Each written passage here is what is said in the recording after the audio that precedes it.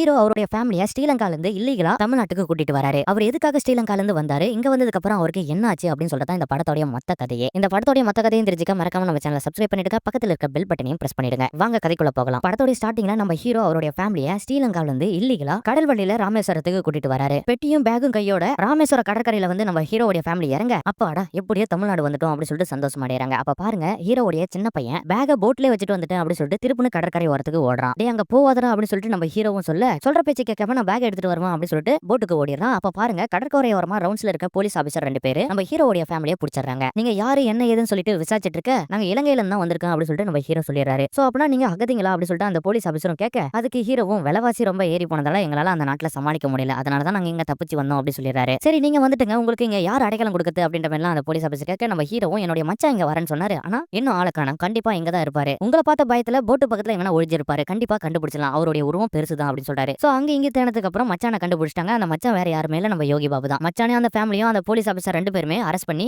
ஜீப்ல போலீஸ் ஸ்டேஷனுக்கு கூட்டிட்டு போகும்போது ஹீரோவுடைய சின்ன பையன் பேக்ல இருந்து ஒரு நாய்க்குட்டியை எடுக்கிறான். அந்த நாய்க்குட்டியை வச்சு ஒரு எமோஷனலான கதையை சொல்றான். அந்த கதையை கேட்ட உடனே அந்த கான்ஸ்டபிளும் விழுந்துறாரு. நீங்க இவ்வளவு நல்லவங்களா அப்படி சொல்லிட்டு பரிதாபப்பட்டு அந்த கான்ஸ்டபிள் என்ன பண்ணிடுறாருன்னா, நம்ம ஹீரோவுடைய ஃபேமிலியை நான் உங்களை பார்க்கல, நீ எங்களை பார்க்கல, நீங்க எங்க இருந்தோ வந்தாலும் இதுக்கப்புறம் உங்களுடைய வாழ்க்கையை ஸ்டார்ட் பண்ணுங்க அப்படி சொல்லிட்டு நடு ரோட்ல நம்ம ஹீரோவுடைய ஃபேமிலியை விட்டுட்டு போயிடுறாங்க. சோ அதுக்கப்புறமா நம்ம ஹீரோவும் அவருடைய மச்சான் மூலமா ஒரு கேப் புக் பண்ணி ராமேஸ்வரத்தை ஃபுல்லா சுத்தி பார்த்துட்டு அங்க இருந்து சென்னை போலான்னு முடிவு எடுக்கிறாங்க. அப்ப பாருங்க நம்ம ஹீரோ ரொம்பவே நல்லவர், அது மட்டும் இல்லாத மனிதாபிமானம் உடையவர். ஒரு குப்பையை கூட கார்ல போயிட்டு இருக்கும்போது ரோட்ல போடுறது கூட தயங்குறாரு. ஒட்டுமொத்தமா குப்பையை சேர்த்து வச்சு ஒரு குப்பை தொட்டியில தான் போட்டுட்டே போறாரு. சோ அப்படி ஒரு நல்ல உள்ளம் படைச்சவர். சோ இப்படி ராமேஸ்வரத்தை சுத்தினதுக்கு அப்புறம் இப்ப சென்னை போறாங்க. சென்னை போனதுக்கு அப்புறமா நம்ம ஹீரோவுடைய மச்சான் யோகி பாபு இருக்காரு பத்தியா, அவர் ஒரு வீட்டை இதுக்கு முன்னாடி பார்த்து வச்சிருப்பாரு. இவங்க வராங்கன்ற விஷயத்தை தெரிஞ்சுக்கிட்டு அந்த வீட்டுக்கு போகிறதுக்கு முன்னாடி ஒரு சில ரூல்ஸ் எல்லாமே நம்ம யோகி பாபு அந்த ஃபேமிலி கிட்ட சொல்றாரு. அது என்னன்னு பாத்தீங்கன்னா, நீங்க இலங்கையில இருந்து தான் வந்திருக்கின்ற விஷயத்தை யார்கிட்டயும் சொல்லி காட்டிக்காதுங்க. அது மட்டும் இல்லாத உங்களுடைய பேச்சு ஸ்லாங்க ஒட்டு மொத்தமா நீங்க மாத்தி ஆகணும். அது மட்டும் இல்லாத அக்கம் பக்கத்துல இருக்கிற எந்த வீட்டுக்கும் நீங்க பேச்சே கொடுக்க கூடாது அப்படி சொல்லிட்டு ரொம்ப ஸ்ட்ரிக்ட்டா சொல்லிடுறாரு. சென்னையில கேசவன் நகர் காலனில நம்ம யோகி பாபு ஒரு வீட பாத்துருக்காரு. அந்த வீட்டோட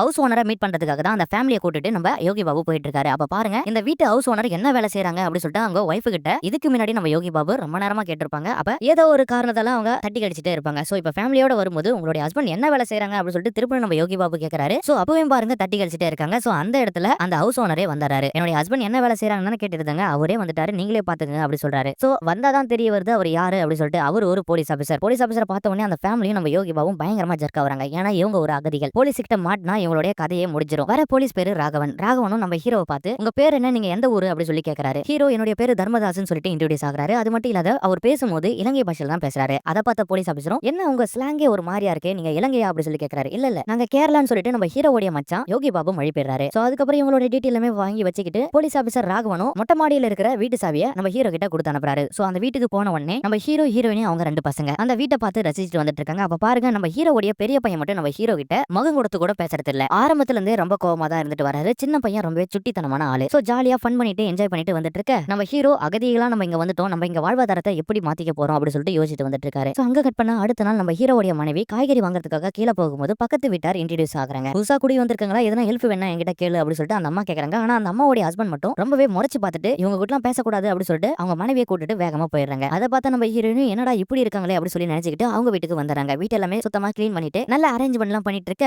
யோகி பாபு அவரால் முடிஞ்ச ஹெல்ப் எல்லாமே பண்ணிட்டு வராரு. அது மட்டும் இல்லாத இவங்க இந்த ஊர்ல தான் இருக்காங்க அப்படி சொல்லிட்டு அத்தாரிட்டியை ரெடி பண்ணிட்டு வந்துட்டு இருக்காரு. ஆதார் கார்டு, ஓட்டர் ஐடி இது எல்லாமே டூப்ளிகேட்டா ரெடி பண்ணி கொடுத்துட்டு வந்துட்டு இருக்காரு. சோ நம்ம இங்க இருக்கிறது முக்கியம் இல்ல, நான் சொன்னது எல்லாமே உங்களுக்கு ஞாபகம் இருக்குல்ல, பக்கத்துல இருக்கிறவங்க கிட்ட அதிகமா பேச்சு கொடுக்காருங்க. சோ ஃபர்ஸ்ட் யாரையுமே நம்பாதங்க அப்படி சொல்லிட்டு யோகி பாபு கேர்ஃபுல்லா இருங்கன்னு சொல்லிட்டு அங்க இருந்து கிளம்பிடுறாங்க. சோ அங்க கட் பண்ண அடுத்த நாள் நம்ம ஹீரோயின் கிட்ட பக்கத்து வீட்ல இருந்து ஒரு பெரிய அம்மா பேசினாங்க பத்தியா, அவங்க திருப்புன்னு நம்ம ஹீரோயின் கிட்ட வந்து பேச ஆரம்பிக்கிறாங்க. நீங்க யாரு, எந்த ஊரு, எதுக்காக இங்க வந்திருக்கீங்க அப்படின்ற மாதிரி எல்லாம் கேட்க இவங்க இன்ன வரைக்கும் யார்கிட்டையும் எந்த உண்மையும் சொல்லல. ஆக்சுவலா நாங்க கேரளால தான் வந்திருக்கோம், எங்க சொந்த ஊரு கேரளாவுக்கு பக்கத்துல இருக்க மூணாறு சொல்லிட்டு சமாளிச்சுட்டு வந்துட்டு இருக்காங்க. சோ இப்போ நம்ம ஹீரோவும் இப்படி இருக்க சூழ்நிலையில நமக்கு ஏதாவது ஒரு வேலை தேடணும் அப்படி சொல்லிட்டு சென்னையில இருக்கிற மொத்த சிட்டியும் அனலைஸ் பண்ணிட்டு வந்துட்டு இருக்காரு. எதுக்காகன்னு பார்த்தா இதுக்கப்புறம் நம்ம இங்க வந்துட்டோம், நம்ம ஃபேமிலியை நம்ம தான் பார்த்தாகணும் அப்படி சொல்லிட்டு. சோ இது வரைக்கும் இவங்க ஏன் இலங்கையில இருந்து இங்க வந்திருக்காங்க என்ற உண்மையை யார்கிட்டையும் சொல்லல, நம்ம கிட்டையும் சொல்ல, ஆடியன்ஸ் கிட்டையும் சொல்லல. சோ இப்படியே கதை நகர்ந்துட்டு இருக்க அங்க கட் பண்ணி ராமேஸ்வரத்துல ஒரு குண்டு வெடிப்பு ஏற்படுது. அந்த குண்டு வெடிப்பை கண்டுபிடிக்கிறதுக்காக சிபிஐல இருந்து ஒருத்தரை ப்ரோமோட் பண்றாங்க. ஒரு ஆள் தெரியாத நபரை அந்த சிபிஐ ஆபீசர் சந்தேகத்தின் அடிப்படையில அவனை போட்டு பயங்கரமா அடிச்சு டார்ச்சர் பண்றாரு. சோ அதுக்கப்புறம் அந்த குண்டு வெடிப்பு நடந்த இடத்த எல்லாமே ஃபுல்லா ரீசர்ச் பண்ணி பாக்குறாங்க. அப்ப பாருங்க அங்க இருக்கிற சிசிடிவி ஃபுட்டேஜ் மூலமா நம்ம ஹீரோவுடைய ஃபேமிலியை ஐடென்டிஃபை பண்றாங்க. சோ எப்படின்னு பார்த்தா நம்ம ஹீரோ ஒரு டைம் குப்பை எல்லாமே எடுத்து போயிட்டு குப்பை தொட்டியில போட்டிருப்பாரு. சோ அந்த குப்பை தொட்டியில தான் பாம்பே வெடிச்சிருக்கு. சோ இவங்க தான் இத வேலையை பண்ணிருக்கணும் அப்படி சொல்லிட்டு அவர் ஐடென்டிஃபை பண்ணிறாரு. அப்ப பாருங்க நம்ம ஹீரோவுடைய ஃபேமிலியை ராமேஸ்வர பீச்ல புடிச்சு ஒரு கான்ஸ்டபிள் உழைச்சி போன்னு சொல்லிட்டு விட்டுருப்பாரு பத்தியா, அவரும் அந்த ஃபேமிலியை சிசிடிவி ஃபுட்டேஜ்ல பாக்குறாரு. சோ அவருக்கு நல்லா தெரிய வரும் இந்த ஃபேமிலி இந்த கொலையை கொலையை பண்ணிருக்க மாட்டாங்க. சோ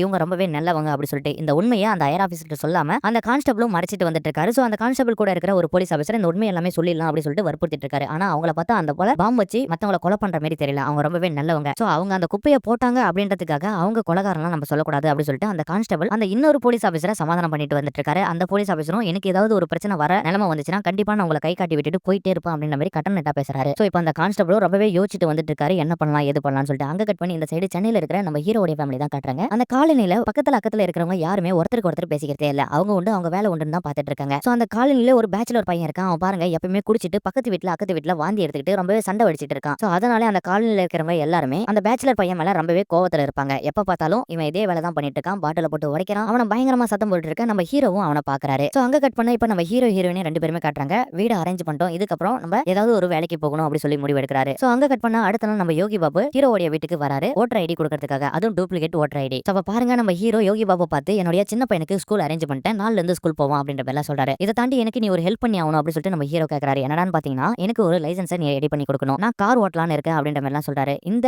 சென்னை சிட்டில உன் வீட்டு அட்ரஸை கண்டுபிடிக்கிறதுக்கு 4 நாள் ஆச்சு. நீ எப்படா இங்க கார் ஓட்ட போற அப்படின்ற மாதிரி கேட்க நான் இங்க இருந்த 4 நாளும் சென்னை சிட்டியோட மொத்த அட்ரஸையும் விசாரிச்சுட்டேன். அது மட்டும் இல்லாத எந்தெந்த ரூட்டுக்கு எங்க போகணும் அப்படின்ற விஷயம் எல்லாமே எனக்கு தெரியும். நீங்க லைசன்ஸ் மட்டும் அரேஞ்ச் பண்ணுங்க. பக்கத்து வீட்டுல டூலெட் பெட் போட்டுதாங்க. டிரைவர் வேலைக்கு ஆள் தேவை அப்படின்னு சொல்லிட்டு அவர்கிட்ட நான் வேலைக்கு ஜாயின் பண்ணிக்கிறேன் அப்படின்னு சொல்றாரு. சோ நம்ம யோகி பாபு ஹீரோ சொன்ன மாதிரி லைசன்ஸ் ரெடி பண்ணிட்டு வந்தாரு. சோ அங்க கட் பண்ண அடுத்த நாள் அந்த டிரைவர் வேலைக்காக பக்கத்து வீட்டுல இருக்கிற ஒரு நபரை பக்கத்துக்கு போறாரு. அந்த நபர் வேற யாருமே இல்ல நம்ம MS பாஸ்கர் தான். அவருக்கு இந்த படத்துல ரிச்சர்ட்னு பேரு. நீ யாரு என்னன்ற ப்ரூஃப் எல்லாம் கேட்டதுக்கு அப்புறம் நான் உனக்கு வேலை கொடுக்குறேன். ஆனா 7 நாள் வரைக்கும் நீ எப்படி எல்லாம் வேலை செய்யற அப்படின்னு சொல்லிட்டு நான் செக் பண்ணுவேன். அதுக்கப்புறம் தான் உனக்கு பர்மனன்டான வேலையை கொடுப்பேன். அது வரைக்கும் நீ டெம்பரவரியா தான் இருக்கணும். சரிங்க சார் நான் டெம்பரவரியாவே இருக்கிறேன். அந்த 7 நாளைக்கான சம்பளத்தை எனக்கு கொடுப்பங்களா இல்லையா அப்படின்னு சொல்லிட்டு நம்ம ஹீரோ கேக்குறாரு. நான் உனக்கு அந்த 7 நாள் சம்பளத்தை கொடுக்க மாட்டேன் அப்படின்னு சொல்லிட்டு கட்டணத்தா பேசுறாரு நம்ம ரிச்சர்ட். சோ இவன் பாக்கிறதுக்கு ஒரு மாதிரி இருக்கான். இவனா அந்த சம்பளத்தையும் கொடுக்க மாட்டான். இவன் உனக்கு வேலையும் கொடுக்க மாட்டான். இங்கிருந்து நம்ம கிளம்பலாம் அப்படின்னு சொல்லிட்டு நம்ம யோகி பாபு நம்ம ஹீரோ கிட்ட சொல்ல நம்ம இப்ப வறுமையில இருக்கோம். அவன் சொல்றது எல்லாமே நம்ம கேட்டுதான் ஆகணும் அப்படின்னு சொல்லிட்டு இருப்பேன் பேசிட்டு இருக்க அந்த இடத்துல ரிச்சர்டோடைய வீட்டு வேலைக்காரன் ஒருத்தன் வரான். அவ பாருங்க நம்ம ஹீரோவை பார்த்து இவன் உங்களுக்கு வேலை எல்லாம் கொடுக்க மாட்டான். சோ இந்த போல நிறைய பேரை ஏமாத்திருக்கான் அப்படின்ற ஒரு இன்ஃபார்ம் கொடுத்துட்டு போயிடும். அதை கேட்ட உடனே நம்ம ஹீரோவும் யோகி பாபுவும் ஜர்க்கா வராங்க. அப்ப பாருங்க நம்ம யோகி பாபு கன்ஃபார்மே பண்ணிட்டாரு. இவன் வேலை கொடுக்க மாட்டான். நீ அவன்கிட்ட வேலைக்கு வரலன்னு சொல்லிட்டு கிளம்பிடு அப்படி சொல்லிடுறாரு. சோ இருந்தாலும் பரவாயில்லன்ட்டு நம்ம ஹீரோ இருக்கிற சுச்சுவேஷன்ல நமக்கு இந்த வேலை தேவை அப்படின்னு சொல்லிட்டு நான் இந்த வேலையை செய்யறேன் அப்படின்னு சொல்லிட்டு நான் வேலைக்கு ஜாயின் பண்ணிடுறாரு. முதல் நாள் ஜாயின் பண்ணி காரை எடுத்த உடனே முதலாளி இம்ப்ரெஸ் பண்றதுக்காக தினமும் நம்ம ஹீரோ பாட்டு போட்டு வந்துட்டு இருக்காரு. சோ 4 நாள் முடிஞ்சு போச்சு. ஹீரோக்கு ஒரு கான்ஃபிடன்ட் கண்டிப்பா இந்த வேலையை பர்மனன்ட் பண்ணிடுவாரு அப்படி சொல்லிட்டு அங்க கட் பண்ணி இந்த சைடு நம்ம ஹீரோயினி தான் காட்டாங்க. பெரிய பையன் ரொம்ப டிஸ்டர்பா இருக்கிறத பாத்துட்டு வந்துட்டு இருக்காங்க. அது மட்டும் இல்லாத போன்ல அப்பப்ப நிறைய மெசேஜஸ் எல்லாம் பண்ணிட்டு இருக்கான். யாரு என்னன்னு ஒண்ணுமே புரியல. இப்ப நம்ம ஹீரோயினியும் அந்த பக்கத்து வீட்டு அம்மா கூட ரொம்பவே அட்டாச் ஆயிடு ரொம்ப க்ளோஸ் ஆயிடுறாங்க. அவங்க வீட்டுக்கு இவங்க போறது இவங்க வீட்டுக்கு அவங்க வரதும் அப்படி சொல்லிட்டு வழக்கம் ஆயிடுச்சு. இப்ப கீழ இருக்கிற ஹவுஸ் ஓனர் கூட லைட்டா அட்டாச் ஆயிடுறாங்க. இது வரைக்கும் அந்த அம்மாவுடைய ஹஸ்பண்ட் பேசியிருக்கவே மாட்டாங்க நம்ம ஹீரோயினியும் யாருகிட்டயுமே. ஆனா இப்ப நம்ம ஹீரோயினிட்டே பேச ஆரம்பிச்சாங்க. சோ அந்த அளவு நம்ம ஹீரோவுடைய ஃபேமிலியில பழக்க வழக்கமா எல்லாருமே இருந்துட்டு வராங்க. இப்ப நம்ம ஹீரோயினியும் அந்த பெரியவர்கிட்ட பேசிட்டு இருக்கும்போது நீங்க 2 பேரும் மட்டும் தனியா தான் இருக்கீங்க. உங்களுக்கு சொந்த பந்தம் யாருமே இல்லையா அப்படின்ற மாதிரி கேட்க நாங்க 2 பேருமே லவ் பண்ணி தான் கல்யாணம் பண்ணிட்டோம். அப்பவே அவங்க அப்பா எங்க அப்பா யாரும் இந்த கல்யாணத்துக்கு சப்போர்ட் பண்ணல. அதனால நாங்க தனியா வந்துட்டோம். ரொம்ப காலமாவே நாங்க தனியா தான் இருக்கோம். அவளுக்கு நானும் எனக்கு அவளும் அப்படி சொல்லிட்டு சொல்றாங்க. சோ இப்படி எல்லாமே பேசிட்டு இருக்க ரொம்பவே க்ளோஸ் ஆயிராங்க. சோ அங்க கட் பண்ண அடுத்த நாள் நம்ம ஹீரோ 6வது நாளா வேலைக்கு போறாரு. சோ அப்பயும் முதலாளி இம்ப்ரெஸ் பண்றதுக்காக பாட்டு போறாரு. நீ இந்த பல்லாம் பாட்டு போட்டுட்டு இருந்தா கண்டிப்பா உனக்கு நான் வேலையை கன்ஃபார்மே பண்ண மாட்டேன். இரிட்டேட் பண்ற மாதிரி எல்லாம் பாட்டு போடுறே அப்படி சொல்லிட்டு டென்ஷனா பேசுறாரு. சோ அதுக்கப்புறம் நம்ம ஹீரோவும் பாட்டு போறதுல ஒரு நாள் காரை தொடச்சிட்டு இருக்கும்போது அந்த பக்கத்து வீட்டுல ஒரு பேச்சுலர் பையன் ரொம்பவே குடிச்சிட்டு அலப்பற பண்ணிட்டு இருப்பான் பாத்தியா. அவனை பார்த்து நீ சாப்பிட்டியாப்பா அப்படி சொல்லிட்டு நம்ம ஹீரோ கேக்குறாரு. அதுக்கு எந்த ஒரு ரெஸ்பான்ஸுமே பண்ணாத அந்த பையன் வீட்டுக்கு போயிடுறான். சோ அங்க கட் பண்ண அந்த பெரியவருடைய மனைவி திடீர்னு நம்ம ஹீரோவுடைய வீட்டுக்கு வந்து எப்பயுமே நான் தான் தூங்கிட்டு இருப்பேன். என்னுடைய கணவர் தான் வந்து எழுப்புவாரு. ஆனா இன்னைக்கு நான் முடிச்சுக்கிட்டேன். அவர் ஒன்னும் எழவேலை. எனக்கு ரொம்ப பயமா இருக்கு. நீங்க வந்து பாருங்க அப்படி சொல்லிட்டு நம்ம ஹீரோவையும் கூட்டிட்டு போறாங்க. அங்க போய் பார்த்தா அந்த அம்மாவுடைய ஹஸ்பண்டுக்கு ஒன்னும் ஆகல. அவர் நல்லா தான் இருக்காரு. ரொம்ப அசதியாச்சுன்னு தூங்கிட்டேன் அப்படி சொல்றாரு. சோ இங்க வந்து வெளியே பார்த்தா தான் தெரியுது அந்த அம்மா இறந்து போயிடுறாங்க. சோ அதை பார்த்து அங்க இருக்கிறவங்க எல்லாருமே பயங்கரமா ஷாக் ஆகுறாங்க. அது மட்டும் இல்லாத அவருடைய கணவரும் பயங்கர எமோஷனலா அழுதுட்டு வந்துட்டு இருக்காரு. அப்ப பாருங்க நம்ம ஹீரோ கிட்ட அவர் சொல்றாரு நாங்க 2 பேருமே லவ் பண்ணி தான் கல்யாணம் பண்ணிட்டோம். அப்பவே அவங்க அப்பா நீங்க யாரும் இல்லாத அனாதையா தான் சாக போறாங்க அப்படி சொன்னாரு. சோ அது இன்னைக்கு படிச்சிருச்சோ எனக்கு ரொம்ப பயமா இருக்கு அப்படின்ற மாதிரி பேச நீங்க அனாதெல்லாம் ஒண்ணு இல்ல. பக்கத்துல அக்கத்துல இருக்கிறவங்க எல்லாமே நான் வர வைக்கிறேன் அப்படி சொல்லிட்டு நம்ம ஹீரோ நடந்த இன்சிடென்ட்டை சொல்லி பக்கத்துல அக்கத்துல இருக்கிற எல்லாருமே மாலையோட அந்த அம்மாவை மரியாதை பண்றதுக்காக வராங்க. அதை பார்த்து அந்த பெரியவரும் நம்ம ஹீரோவை ஒரு மனிதாபிமானம் உள்ள ஒரு ஆளா பாக்குறாங்க. அது மட்டும் இல்லாத அந்த காலனியில் இருக்கிறவங்க எல்லாருமே நம்ம ஹீரோ எப்படியாப்பட்ட ஆளு அப்படி சொல்லிட்டு புரிஞ்சுக்கிறாங்க. அது மட்டும் இல்லாத இப்ப நல்லபடியா அந்த அம்மாவை அடக்கமும் பண்ணிடுறாங்க. அங்க கட் பண்ண அடுத்த நாள் தான் நம்ம ஹீரோக்கு வேலைக்கு ஃபைனலான நாள் 7வது நாள். அந்த 7வது நாள் வண்டி ஓட்டிட்டதுக்கு அப்புறம் எனக்கு வேலை கன்ஃபார்ம் ஆயிடுச்சா அப்படி சொல்லிட்டு ஓனரை பார்த்து கேட்க உனக்கு வேலை எல்லாம் இல்ல அப்படி சொல்லிட்டு அனுப்பிச்சாரு. அப்ப பாருங்க நம்ம ஹீரோ பயங்கர எமோஷனலா அப்பவே ஆரம்பத்துல உன் வீட்டு வேலைக்காரலாம் சொன்னான் நீ ரொம்பவே பணத்தை ஆசை பிடிச்சவன் உனக்கு மனிதாபிமானம்னா என்னவே தெரியாது அப்படி சொல்லிட்டு அது உண்மையாயிடுச்சு அப்படி சொல்லிட்டு பயங்கரமா கத்தி பேசிட்டு அங்கிருந்து கிளம்பிடுறாரு. அப்ப பாருங்க திடீர்னு நம்ம ஹீரோ வீட்டுக்கு வருவது ஃபுல்லா குடிச்சிட்டு வந்துட்டு இருக்காரு. அது மட்டும் இல்லாத நம்ம ஹீரோடைய சின்ன பையன் அந்த நாய்க்குட்டியை வளர்த்துட்டு வந்துட்டு இருப்பான். அந்த நாய்க்குட்டியும் ரொம்ப டிஸ்டர்ப் பண்ணுது அப்படி சொல்லிட்டு அதை தூக்கி போயிட்டு ரோட்ல விட்டுட்டு வந்துட்டு இருப்பாரு. சோ இப்ப வீட்டுக்கு வந்த உடனே மனைவியும் குடிச்சிட்டு வந்துட்டு இருக்கு அப்படி சொல்லி கேட்க பயங்கரமா நம்ம ஹீரோ சத்தம் போட இப்ப பெரிய பையனும் இவ்வளவு நாளா பேசாதது தவிர நாய்க்குட்டி ஏன் விட்டுட்டு வந்த அப்படி சொல்லிட்டு சத்தம் போட ஆரம்பிக்கிறாரு. அப்பதான் நம்ம ஹீரோ இவ்வளவு நாளா என்கிட்ட பேசாதவ நீ இன்னைக்கு மட்டும் ஏன்டா பேசுற அப்படி சொல்லிட்டு பயங்கரமா சத்தம் போட்டு பேசிட்டு இருக்க. அந்த இடத்துல தான் இப்ப நம்ம ஹீரோ எதுக்காக இந்த நாட்டுக்கு வந்தாங்க அப்படின்ற ஒரு உண்மையை உடைக்கிறாங்க. அது என்னடான்னு பாத்தீங்கன்னா ஹீரோவுடைய பெரிய பையன் இருக்கான் பத்தியா அவன் பேரு நித்து. நித்து வந்து இலங்கையிலே ஒரு பொண்ணை லவ் பண்ணிருக்காரு. ஆனா பொண்ணுடைய வீட்டுல ஒத்துக்கல. சோ அதனால நம்ம ஹீரோடைய ஃபேமிலியை கொலை பண்ணிடுவோம் அப்படி சொல்லி மிரட்டி இருக்காங்க. அதனால தான் நம்ம ஹீரோடைய ஃபேமிலி வேற என்ன பண்றதுன்னு தெரியாம வேற வழியே இல்லாத அந்த நாட்டுல இருந்து இங்க இந்தியாவுக்கு ஒரு அகதிகளா மாறி கடல் வழியில வந்திருக்காங்க. சோ இதுதான் நடந்த இன்சிடென்ட். சோ இத சொல்லி நம்ம ஹீரோவுடைய பையன் அவங்க அப்பாவை குத்தி காட்ட எந்த ஒரு அப்பனா வந்தாலும் பிள்ளைங்களை காப்பாத்த குடும்பத்தை காப்பாத்த இதுதான் பண்ணிருப்பான் அப்படி சொல்லிட்டு நம்ம ஹீரோ சொல்ல நம்ம ஹீரோவுடைய பையனும் பயங்கர எமோஷனலா பேச ஆரம்பிக்கிறாரு. பையன் இந்த அளவு பேசுவான்னு சொல்லி நான் நினைச்சு பார்க்கல. அவ எங்க இருக்கான்னு சொல்லு, அவளை உனக்கே நான் கட்டி வச்சறேன் அப்படி சொல்றாங்க. அப்பதான் நிதின் ஒரு உண்மையை சொல்றாரு. அவளுக்கு கல்யாணம் ஆயிடுச்சு, நீங்களா நினைச்சா கூட அவளை எனக்கு கட்டி வைக்க முடியாது அப்படின்னு சொல்றாரு. எது கல்யாணம் ஆயிடுச்சா அப்படி சொல்லிட்டு நம்ம ஹீரோவும் பயங்கரமா சந்தோஷப்படுறாரு. நான் இங்க வருத்தத்துல இருக்க, நீ சந்தோஷப்படுறியா அப்படி சொல்லிட்டு மாறி மாறி சண்டை போட்டுருக்க. சோ அதுக்கப்புறம் தான் அப்பா மகனை பத்தி கொஞ்சம் கொஞ்சமா ரெண்டு பேருமே புரிஞ்சுக்கிறாங்க. அதாவது நம்ம ஹீரோவுடைய பையன் ஏன் கோவத்துல இருக்காருன்னா தன்னுடைய அப்பா அந்த நாட்டுல இருந்து இங்க வந்து கஷ்டப்படுறத அவரால் தாங்கிக்க முடியல. அது மட்டும் இல்லாத நான் அங்க இருக்கும்போது காலேஜ் முடிச்சுட்டு எனக்கு வேலைக்கு நல்ல ஒரு ஆப்பர்ச்சுனிட்டி வந்துச்சு. அந்த வேலையை செஞ்சு உங்களை எப்படியாவது உட்கார வைக்கலாம்னு சொல்லி நான் நினைச்சிட்டு இருந்தேன். ஆனா அதுக்குள்ள நீங்க எங்க கூட்டு வந்து என்னுடைய வாழ்க்கையை தலைகீழா மாத்திட்டுங்க. சோ இங்க வந்து பார்த்தா நான் படிச்ச டிகிரிக்கும் எனக்கு இங்க வேல்யூ இல்லாத போயிடுச்சு. சோ இப்போ நான் என்னதான் பண்றது? சோ இதனால தான் நான் கோவமா இருக்கேன் அப்படின்ற மாதிரி நம்ம நித்து சொல்ல நம்ம ஹீரோவும் ஒரு கட்டத்துக்கு மேல புரிஞ்சுக்கிட்டு நான் பண்ணதான் தப்பு அப்படின்னு சொல்லிட்டு மன்னிப்பு கேட்கிறாரு. சோ அதுக்கப்புறம் ஃபேமிலியா ரொம்ப சமாதானமா ஆயிடுறாங்க. அப்ப பாருங்க நம்ம ஹீரோவுடைய ஃபேமிலி கூட ஹவுஸ் ஓனருடைய பொண்ணு இருந்துட்டு வராங்க. இப்போ நம்ம ஹீரோவுடைய ஃபேமிலி ஜாலியா என்ஜாய் பண்ணிட்டு வரத அந்த ஹவுஸ் ஓனர் பொண்ணு பார்த்துட்டு ரொம்பவே உற்சாகம் அடைறாங்க. அது மட்டும் இல்லாத இப்படி ஒரு ஃபேமிலியில நம்ம பிறக்கலையே அப்படி சொல்லி கூட நினைக்கிறாங்க. சோ இவங்க வாழ்க்கை என்னவோ ரொம்ப நல்லா தான் போயிட்டு இருக்கு. அப்ப பாருங்க இந்த சைடு அந்த ராமேஸ்வரத்தில் நடந்த இன்சிடென்ட் அந்த போலீஸ் ஆபீசர் தான் காட்டுறாங்க. ஒவ்வொருத்தரையா சிசிடிவி ஃபுட்டேஜ் மூலமா தேடிட்டு வந்துட்டு இருக்காங்க. ஒரு கட்டத்துக்கு மேல அந்த இன்ஸ்பெக்டர் இந்த போல ஒரு அகதிகளை நான் தான் தப்பிக்க விட்டேன், அவங்களை கண்டுபிடிச்சா இந்த குண்டு வெடிப்புக்கு காரணம் யாருன்னு கண்டுபிடிச்சலாம் அப்படின்னு சொல்றாங்க. சோ இன்னொரு சைடு பார்த்தா அந்த சிபிஐ ஆபீசர் ஒரு பையனை பயங்கரமா போட்டு கொடுமை பண்ணி அடிச்சிருப்பாரு. அவன் பாத்தீங்கன்னா இப்ப உயிர்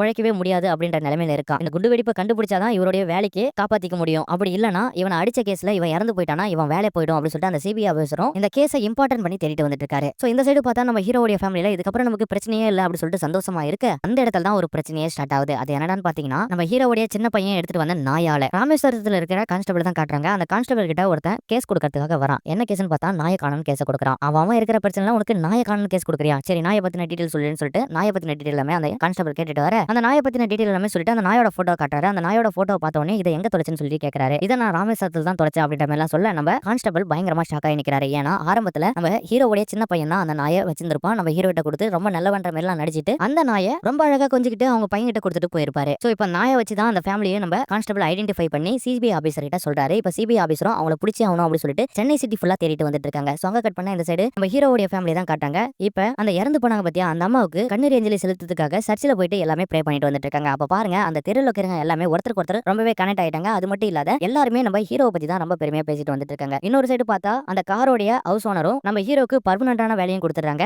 இதெல்லாமே தாண்டி அந்த குடிச்சிட்டு ஒரு பையன் இருந்தான் பத்தியா அவன் வந்து நம்ம ஹீரோவை பத்தின ஒரு பெரிய உண்மையை பேச ஆரம்பிக்கிறான். அது என்னடான்னு பாத்தீங்கன்னா எனக்கு அம்மா இருந்தாங்க, அவங்க கொஞ்ச நாள்ல இறந்து போயிட்டாங்க. நான் குடிக்கிறேன் மட்டும் தான் எல்லாருமே என்ன சத்தம் போட்டுட்டு இருந்தாங்க. ஆனா நான் ஏன் குடிக்கிறேன் எதுக்கு குடிக்கிறேன் அப்படின்னு சொல்லிட்டு என்ன நீங்க மட்டும் தான் கேட்கட்டங்க அப்படின்னு சொல்லிட்டு நம்ம ஹீரோவை அப்ரிஷியேட் பண்றான். சோ அந்த பையனுடைய சோக கதையெல்லாம் கேட்டதுக்கு அப்புறம் அந்த பையனை அந்த காலனில இருக்க மக்கள் ரொம்பவே வருத்தப்பட்டு அவனை ஏத்துக்கிறாங்க. சோ அதுக்கப்புறமா நம்ம ஹீரோவை எல்லாருமே பயங்கரமா தலையில வச்சு தூக்கி கொண்டாடிட்டு வந்துட்டு இருக்காங்க. சோ இப்படி ஒரு மாமனிதரை இது வரைக்கும் நாங்க பார்த்ததே இல்ல. நீ வெளிநாட்டுல இருந்து அகதியில இருந்து வந்தாலும் நீ எல்லாருடைய பெரிய மனுஷன் தான் அப்படின்னு சொல்லிட்டு பயங்கர எமோஷனலா நம்ம ஹீரோ பத்தின ரொம்ப அழகா பேசிட்டு வராங்க. ஒரு கட்டத்துக்கு மேல நம்ம ஹீரோ எல்லா உண்மையும் எல்லார்கிட்டயும் சொல்லிட்டாரு. சோ இப்படி எல்லாமே வாழ்க்கை ஜம்முன்னு தான் போயிட்டு இருக்கு. அந்த காலனியோட நம்ம ஹீரோவும் அட்டாச் ஆயிட்டு ஒருத்தருக்கு ஒருத்தர் சகஜமா பழகிட்டு வந்துட்டு இருக்காங்க. சோ அங்கதான் மிகப்பெரிய ட்விஸ்டே வருது. அது என்னடான்னு பார்த்தா அந்த சிபிஐ ஆபீசர் டைரக்டா சென்னைக்கே வராரு. எப்படின்னு பாத்தீங்கன்னா அந்த ராமேஸ்வரத்துல இருந்து ஒரு கேப் மூலியமா தான் நம்ம ஹீரோ சென்னை வந்திருப்பாரு. அந்த கேப அப்படியே நம்பர் பிளேட்டை கண்டுபிடிச்சு அவனை கண்டுபிடிச்சு அந்த ஃபேமிலி எங்கே விட்ட அப்படின்னு சொல்லிட்டு சென்னைக்கு வந்துறாங்க. சென்னை ஃபுல்லா அனலைஸ் பண்ணிட்டு இருக்க கடைசியா நம்ம ஹீரோவுடைய காலனிக்கே வந்துறாங்க. அந்த காலனில தான் இருக்காங்கன்னு சொல்லிட்டு அந்த இன்ஸ்பெக்டர் மூலியமா காலனிக்கு வந்து இலங்கையில இருந்து தப்பிச்சு வந்த அகதிகள் இங்க தான் இருக்காங்கன்ற எனக்கு இன்ஃபர்மேஷன் வந்திருக்கு. நீங்க தான் வெளியே வந்துட்டீங்கன்னா தப்பிச்சிருவங்க, நானா பிடிச்சனா ரொம்பவே ரிஸ்க் ஆயிடும். அது மட்டும் இல்லாத நீங்க ஒரு தீவிரவாதிங்க அப்படி சொல்லிட்டு எல்லாரும் முன்னாடியுமா மைக்ல சொல்றாங்க அந்த போலீஸ் ஆபீசர். அதை கேட்டு அந்த காலனி கிழவங்க எல்லாருமே பயங்கரமா ஷாக் ஆகி நிக்கிறாங்க. இதெல்லாமே தாண்டி ஒவ்வொரு வீடா நம்ம கான்ஸ்டபிளை வச்சு இவங்களா